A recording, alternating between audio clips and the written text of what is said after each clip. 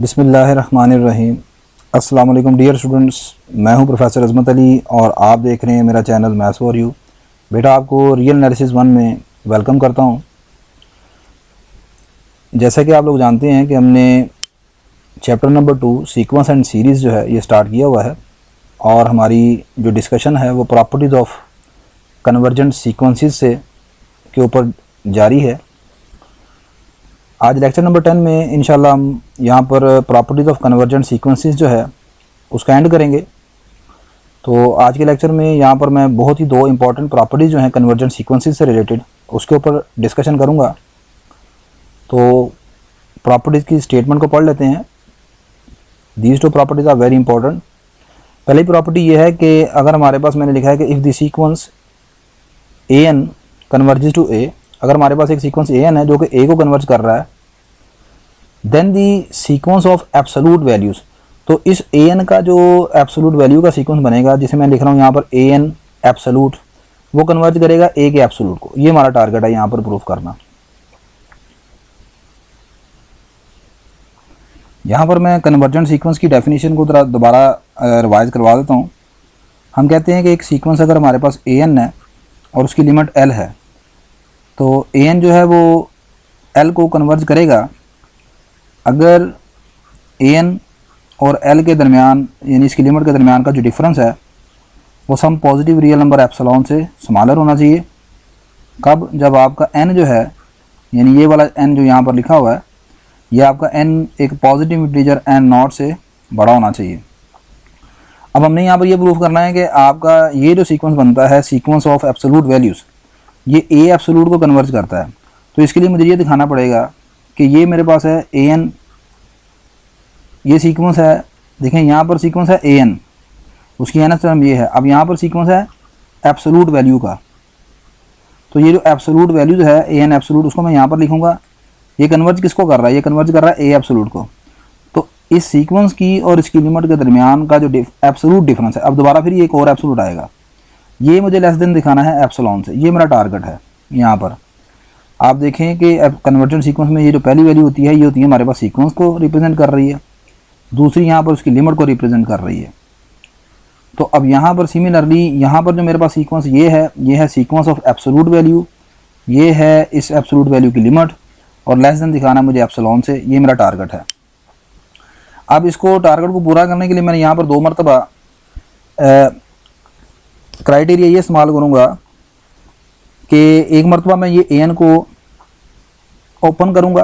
कैसे कि इसमें ए एन में एक मरतबा मैंने ये ए को माइनस कर लिया और एक को यहाँ पर प्लस कर दिया। अब उसके बाद यहाँ पर आपने एक रिज़ल्ट पढ़ा हुआ है कैलकुलस से भी और रियल एनालिसिस के चैप्टर नंबर 1 में मैं आपको बता के आ चुका हूँ कि अगर आपके पास एक्स और वाई दो रियल नंबर हैं तो इनका एब्सोलूट ऑफ सम वैल्यू जो है वो लेस देन इक्वल होता है x absolute plus y absolute से। अब इस प्रॉपर्टी को सामने रखते हुए ये वाली जो सारी चीज़ है इसे मैं मान लेता हूँ ये एक्स के बराबर है और इस सारी चीज़ को मैं मान लेता हूँ वाई के बराबर है। तो ये आ जाएगा पहले एक्स का एब्सोलूट यानी कि ये सारा एक्स आ गया और ये आ गया वाई का एब्सोलूट, यानी दोनों के एब्सोलूट को मैंने सेपरेट कर दिया। अब उसके बाद यहाँ पर ये जो ए का एब्सोलूट है इसको दोनों साइडों पर मैंने माइनस कर दिया या इसको मैंने शिफ्ट कर दिया यहाँ पर लेके इधर ले आया, तो ये बन गया आपके पास ए एन माइनस ए एब्सोलूट और लेस देन आ जाएगा ए एन माइनस ए के होल एब्सोलूट से। इसे मैं इनक्वालिटी नंबर 1 कह देते हैं।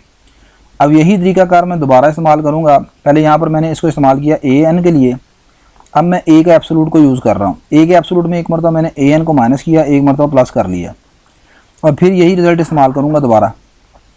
इस मरतबा ये सारा मेरे पास हो जाएगा एक्स के बराबर और इसे मैं मान लेता हूँ ये वाई के बराबर है।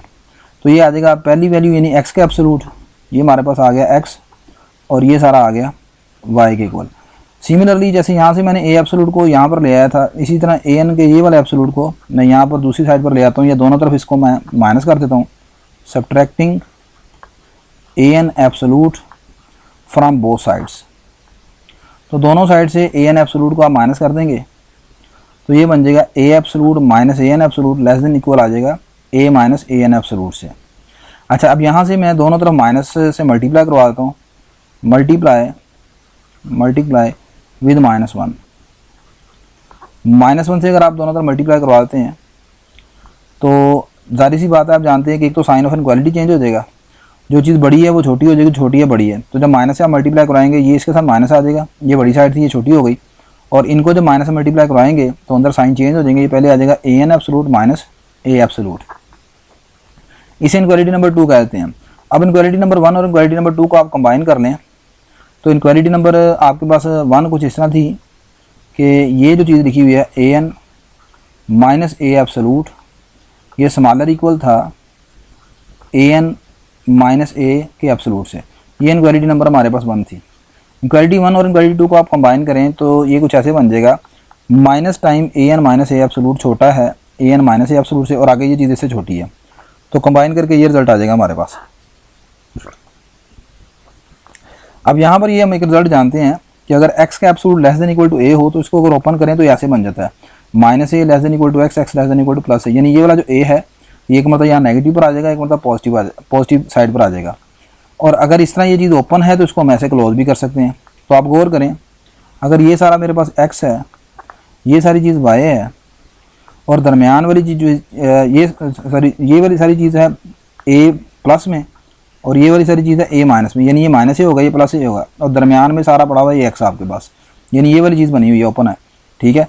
तो इसको अगर क्लोज कर लूँ तो क्या होगा, x के ऊपर एब्सोल्यूट आ जाएगा, तो x मेरा सारा ये है, यहाँ से यहाँ तक ये सारा x है, तो इसके ऊपर आ जाएगा, ये आ गया x, और इसके ऊपर ये लगा दिया मैंने एब्सोल्यूट लेस देन इक्वल आ जाएगा a से। आपने सिर्फ यहाँ पर पहचानना है इस इनक्वालिटी में आपका जो a का रोल अदा कर रहा है वो a ये है ए एन माइनस ए, और जो यहाँ पर x का रोल अदा कर रहा है वो x ये है आपके पास ए एन का एब्सोल्यूट माइनस ए का एब्सोल्यूट।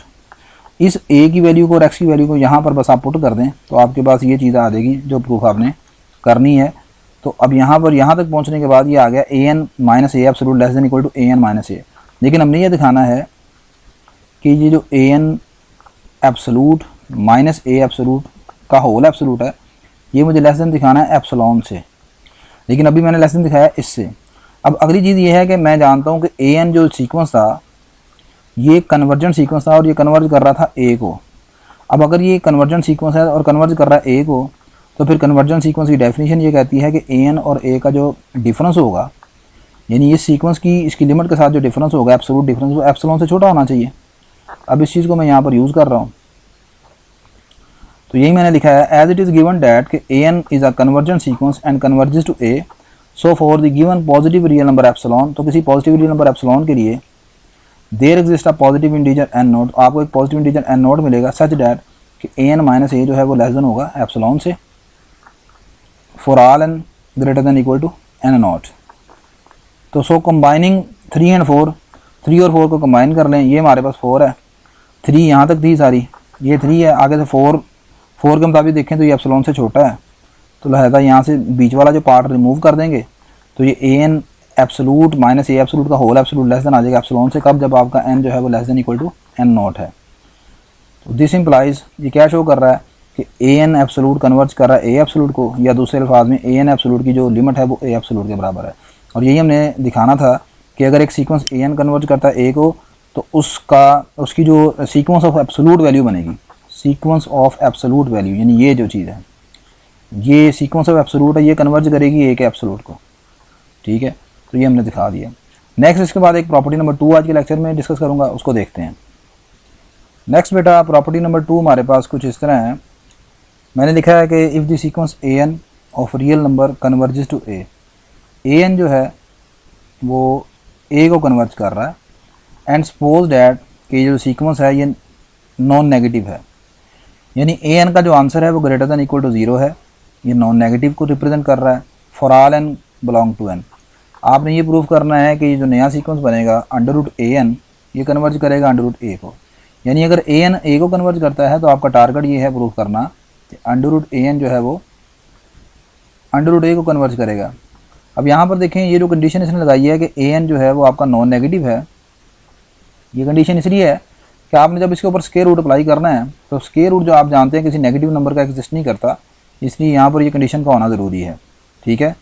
और अगली बात ये है कि यहाँ पर ये चीज़ याद रखें कि अगर एक सीक्वेंस है नॉन नेगेटिव, अगर एक सीक्वेंस नॉन नेगेटिव है तो उस नॉन नेगेटिव सीक्वेंस की जो लिमिट होती है ना वो भी नॉन नेगेटिव होती है, ठीक है। यानी यहाँ पर ए एन खुद एक नॉन नेगेटिव सीक्वेंस है और ये कन्वर्ज कर रहा है ए को। अगर ए एन नॉन नेगेटिव है तो फिर ये जो ए है ना ये भी नॉन नेगेटिव होगा। ये रिजल्ट आपने याद रखना है। तो ये मैंने लिखा जी कि एज ए एन जो है वो आपका नॉन नेगेटिव है तमाम नेचुरल नंबर के लिए, तो लिहाजा इसकी जो लिमिट होगी जो कि ए के बराबर है वो भी नॉन नेगेटिव होगी। ये हमारे पास एक रिजल्ट होता है, ठीक है। अच्छा, अब यहाँ पर इसकी लिमिट है नॉन नेगेटिव। नॉन नेगेटिव का मतलब है या तो वो ज़ीरो से बड़ी है या फिर वो ज़ीरो के इक्वल है। नॉन नेगेटिव का मतलब है कि वो नेगेटिव नहीं है, नेगेटिव नहीं है तो या फिर पॉजिटिव है या फिर ज़ीरो के इक्वल है। तो यहाँ पर मैं दो केस बना के चलूँगा। पहले केस में मैं लेट कर लेता हूँ कि वो ज़ीरो, अगर ज़ीरो हुआ, ए ज़ीरो हुआ, ठीक है। ए कौन है? लिमिट है ए एन की, सीक्वेंस ए एन की लिमिट है। ए एन जो है वो ए को कन्वर्ज कर रहा है। अब अगर ए एन ए को कन्वर्ज कर रहा है तो फिर कन्वर्जन सीक्वेंस की डेफिनेशन के मुताबिक आपको एक पॉजिटिव रियल नंबर एप्सिलॉन मिलना चाहिए। तो मैंने लेट कर लिया कि epsilon is greater than zero is given, और जबकि आपका एप्सिलॉन जो है वो एक रियल नंबर है। तो अब ये एप्सिलॉन आपको मिल गया। एज ए एन जो है वो ए को कन्वर्ज कर रहा है और ए आपका ज़ीरो है। अगर एप्सिलॉन पॉजिटिव है तो फिर एप्सिलॉन का स्क्वायर वो भी जारी सी बात है पॉजिटिव ही होगा। तो there exist a positive integer n not such that. तो मैंने कन्वर्जन सीक्वेंस की डेफिनेशन इस्तेमाल की ए एन और ए के लिए, ठीक है, और लेस देन ले लिया एप्सिलॉन के स्क्वायर से, ठीक है। अब यहाँ से ए की वैल्यू क्या है? ए क्या कौन है? ए की वैल्यू यहाँ पर हमने रखी है ज़ीरो के बराबर। तो ए को यहाँ पर ज़ीरो पुट कर दिया तो ये आ गया a n minus zero less than epsilon square, ठीक है, for all n greater than equal to n nought. अच्छा, अब यहाँ से ये चीज़ ऐसे बन जाएगी, ए एन में से ज़ीरो को माइनस कर देंगे आप तो ये आ जाएगा ए एन का एब्सोल्यूट लेस देन एप्सिलॉन का स्क्वायर। अच्छा देखिए, हमारे पास एक रिजल्ट ये होता है कि आपने, मैं पहले भी आपको बता भी चुका हूँ कि अगर एक्स का एब्सोल्यूट हो लेस देन ए से तो फिर ये आता है एक मरतबा ए नेगेटिव लिखते हैं और एक मरतबा आप ए पॉजिटिव लिखते हैं। लेकिन ये उस केस में होता है जब आपको एक्स के मतलब कुछ पता नहीं है, एक्स नेगेटिव भी हो सकता है पॉजिटिव भी हो सकता है। लेकिन अगर फ़र्ज़ कर लें कि मैंने यहाँ लिखा है कि अगर आपका एक्स हो पॉजिटिव नॉन नेगेटिव यानी ज़ीरो या ज़ीरो से बड़ा, तो फिर एक्स के एब्सोल्यूट का आंसर सिर्फ पॉजिटिव एक्स के बराबर होता है। तो यहाँ पर इस मरतबा ए एन का एब्सोल्यूट लेस देन है एप्सिलॉन स्क्वायर से, तो इसको हम ऐसे ओपन नहीं करेंगे कि आप लिखेंगे इसको इस तरह minus epsilon square less than a n less than epsilon square, ऐसे नहीं लिखना आपने। उसकी वजह यह है कि जो अंदर वाली चीज़ ए एन है इसके मतलब हमें पता है कि वो नॉन नेगेटिव है। आपने ऊपर अभी हमने यही अज्यूम किया था ना, यहाँ पर हम ये अज्यूम करके आए हैं कि आपका ये जो ए एन है ये देखें नॉन नेगेटिव है। तो जब ये नॉन नेगेटिव है तो इस मरतबा सिर्फ आपका जो आंसर बनेगा इसको ओपन करने पर, इस सारी चीज़ को ओपन करने पर बनेगा सिर्फ ये ए एन लेस देन आएगा एप्सिलॉन स्क्वायर से और इधर आ जाएगा zero, zero less than equal to a n less than epsilon square. बस ये दूसरे फाल में ये नेगेटिव वाला पार्ट छूट जाएगा। या मज़ीद आसान कर दूँ, अगर एक्स का एब्सोल्यूट लेस देन ए हो लेकिन एक्स के मतलब आपको पता है कि वो पॉजिटिव है, ठीक है, या greater than equal to zero, तो जारी सी बात है इसको ओपन करेंगे तो सिर्फ इतना होगा, ये zero less than equal to x, x less than a, ये इतना ओपन होगा। तो ये मैंने इसको ओपन किया तो ये चीज़ ऐसे बन गई, ठीक है। अब दोनों तरफ मैंने स्क्वायर रूट अप्लाई कर दिया, तो स्क्वायर रूट अप्लाई करूँगा, जीरो का स्क्वायर रूट ज़ीरो ही आ जाएगा, इसके ऊपर अंडर रूट आ जाएगा, एप्सिलॉन का एप्सिलॉन स्क्वायर के ऊपर यहाँ पर अंडर रूट अप्लाई करेंगे, ये आ जाएगा लेस देन एप्सिलॉन। अच्छा, अब इसको हम ऐसे लिख सकते हैं under root a n minus zero का एब्सोल्यूट लेस देन एप्सिलॉन, को फ़र्क तो नहीं पड़ेगा इससे। तो ये क्या रिप्रेजेंट कर रहा है? दिस इम्प्लाइज कि आपके पास ये कन्वर्जन सीक्वेंस की डेफिनेशन को पूरा कर गया ना। क्या कन्वर्जन सीक्वेंस की डेफिनेशन होती है? यहाँ पर एक सीक्वेंस होता है, यहाँ पर उसकी लिमिट होती है और इनकी सीक्वेंस और लिमिट के दरमियान का जो एब्सोल्यूट है वो किससे छोटा होना चाहिए? किसी पॉजिटिव रियल नंबर एप्सिलॉन से। अगर ऐसा हो तो फिर ये सीक्वेंस जो है अपनी लिमिट को कन्वर्ज करता है। तो लिहाजा यहाँ पर ये देख लें, ये सीक्वेंस है, ये इसकी लिमिट है और ये एप्सिलॉन से छोटा है। तो लिहाजा यहाँ पर ये जो सीक्वेंस आएगा ए एन अंडर रूट, यहाँ पर इसके ऊपर आएगा अंडर रूट ए एन, ठीक है। तो ये under root a N converge करेगा किसको? ज़ीरो को। लेकिन ज़ीरो कौन है? ज़ीरो यहाँ पर इस मरतबा ए के बराबर था, हम ए को ज़ीरो लेके चले थे। तो ये पहले केस में जब आपका ए ज़ीरो है तो आपने प्रूव कर दिया कि अंडर रूट ए एन जो है वो ए को कन्वर्ज करता है। अब मैं दूसरा केस मान लेता हूँ कि अगर ए आपका, केस नंबर 2 में चलते हैं। केस नंबर 2 में मान लेता हूँ कि अब आपका ए जो है वो ज़ीरो से बड़ा है। अब अगर आपका ए ज़ीरो से बड़ा है और हमने लेट कर लिया कि एप्सिलॉन एक पॉजिटिव रियल नंबर है, तो ज़रा अब मुझे दिखाना क्या है? मुझे दिखाना ये है कि अंडर रूट ए एन जो है वो अंडर रूट ए को कन्वर्ज करता है। अब ये कब मुमकिन होगा? ये तब मुमकिन होगा जब मैं ये दिखा दूँ कि अंडर रूट ए एन और अंडर रूट ए के दरमियान का जो एब्सोलूट है, ये एब्सोलूट डिफरेंस है, ये लेस देन दिखाना मुझे एप्सिलॉन से। अब मैं क्या करने लगा हूँ, मैं जो अंदर वाली चीज़ है under root a n minus under root ए, इसको पहले कैलकुलेट करने लगा हूँ। इसको कैलकुलेट करने के लिए मैंने इसको रैशनलाइज कर दिया, under root a n plus under root A over under root a n plus ए। अब आप कहेंगे कि अगर आप पहले केस में भी अगर इसे नहीं कर लें, उसे रैशनलाइज कर लें, तो वहाँ पर हम इसको ऐसे नहीं इसलिए नहीं कर सकते कि जैसे मैंने आपको बताया कि ए एन जो है वो सीक्वेंस है नॉन नेगेटिव टर्म का। अगर ये सीक्वेंस नॉन नेगेटिव टर्म का है तो इसकी जो लिमिट ए है वो भी नॉन नेगेटिव होगी। अब मुझे बताएं कि अगर इस केस में आपका ए एन भी 0 के बराबर हो और ए भी 0 के बराबर हो, तो ये फिर आपके पास इनडिटर्मिनेट अनडिफाइंड हो जाती है, इनडिटर्मिनेट फॉर्म आ जाती है। फिर आप इससे नंबर से इसको रैशनलाइज नहीं कर सकते कि अगर ए एन भी 0 है और ए भी 0 है। इसलिए आप मैंने 0 वाला केस लहदा बनाया है और दूसरा केस लहदा बनाया जिसमें ए 0 से बड़ा है। ठीक है जी। अब इसको मैंने खैर रैशनलाइज किया, रैशनलाइज करने के बाद ऊपर नोमिनेटर में ए स्क्र माइनस बी स्क्र का फार्मूला यूज़ कर लिया, ऊपर फार्मूला यूज़ किया, ये आ गया अंडर रूट ए एन का स्क्वायर माइनस अंडर रूट ए का स्क्वायर, और नीचे आ गया under root a n plus under root ए। ये स्क्वायर और स्क्वायर रूट कैंसिल हो गई, ये चीज़ सारी रह गई, ये आ गया under root a n plus ए। इसे मैंने क्वालिटी नंबर 1 कह देता हूँ।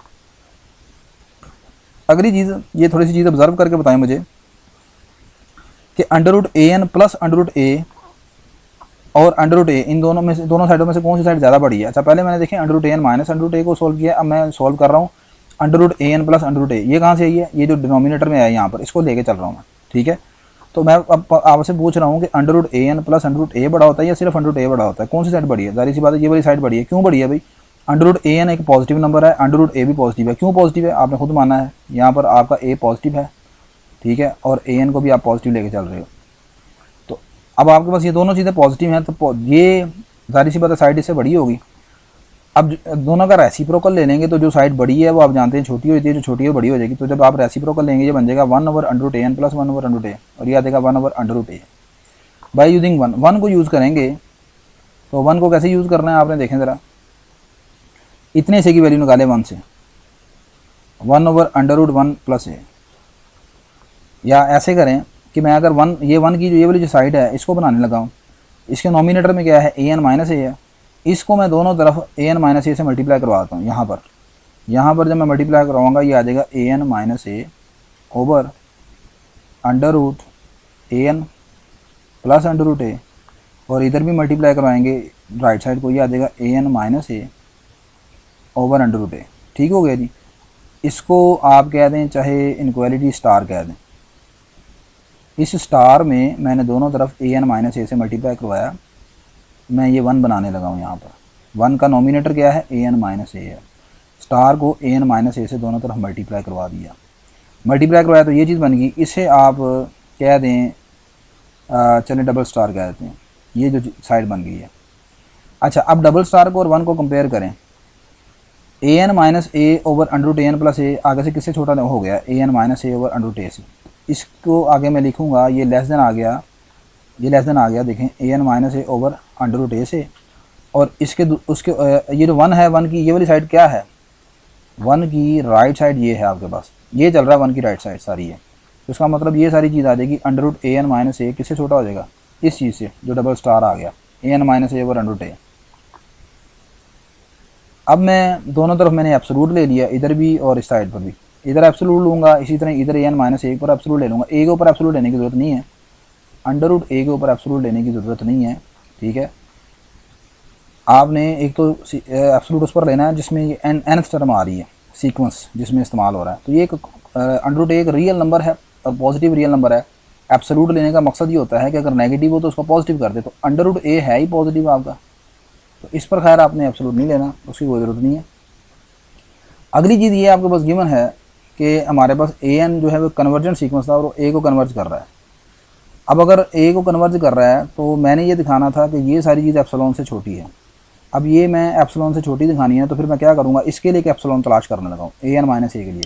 देखें ए एन जो है ए को कन्वर्ज कर रहा है। अगर ए एन ए को कन्वर्ज कर रहा है तो मेरे पास एक पॉजिटिव रियल नंबर एप्सिलॉन आएगा। तो मैं इसके लिए एक एप्सिलॉन भला किस तरह का लेट कर रहा हूँ, ये लेट कर रहा हूँ अंडर रूट ए इंटू एप्सिलॉन, और इस एप्सिलॉन का नाम मैं रख लेता हूँ एप्सिलॉन डैश। अब मैं कहूँगा एज कि ए एन जो है वो ए को कन्वर्ज करता है, so for given positive real number epsilon dash, यहाँ पर मैं इसे एप्सिलॉन डैश कर लेता हूँ। There exist a positive integer n such that convergence sequence की डेफिनेशन लगाई an minus a less than आगे एप्सिलॉन डैश से, आगे एप्सिलॉन डैश की ये वैल्यू पुट कर दी। इस वैल्यू को अब आप उठा के यहाँ दोबारा पुट कर दें, ये 2 में an माइनस ए किससे छोटा है, अंडर रूट ए से, तो यहाँ पर अंडर रूट ए सारा लिख दें, अंडर रूट ए एप्सिलॉन। तो जब मैं अंडर रूट ए एप्सिलॉन यहाँ पर लिखूँगा ये ऐसे, तो अंडर रूट ए से कैंसिल हो जाएगा, बाकी क्या रह जाएगा, एप्सिलॉन रह जाएगा। तो यही मैंने दिखाना था कि ये सारी चीज़ जो है वो एप्सिलॉन से छोटी है। तो इनमें मुश्किल चीज़ कोई नहीं है, इसमें सिर्फ एक ही कॉन्सेप्ट है कि एक ये सिर्फ आपको पता लगना चाहिए कि आपका सीक्वेंस क्या है, उसकी लिमिट क्या है। सीक्वेंस और उसकी लिमिट के दरमियान का जो डिफरेंस है वो बस आपने एप्सिलॉन से छोटा दिखाना है।